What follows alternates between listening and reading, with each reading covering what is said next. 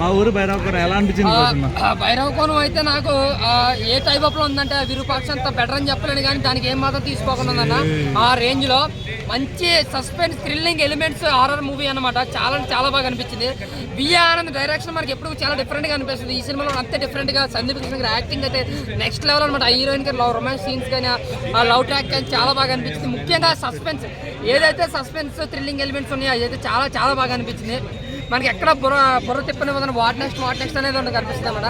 ఇంకా background score కూడా భయపెడుతుంది. అంత బాగుంది బ్యాక్గ్రౌండ్ స్కోర్ అన్న. సాంగ్స్ కూడా బాగున్నాయి అన్న. మనకి ఒక సాంగ్ ఒకటి ట్రెండ్ అయింది కదా, నా బొమ్మ కదా. ఆ సాంగ్ అయితే మాత్రం వచ్చినప్పుడు విజిల్లో కేకలు అనమాట. సినిమాలో అంత బాగుంటుంది సాంగ్.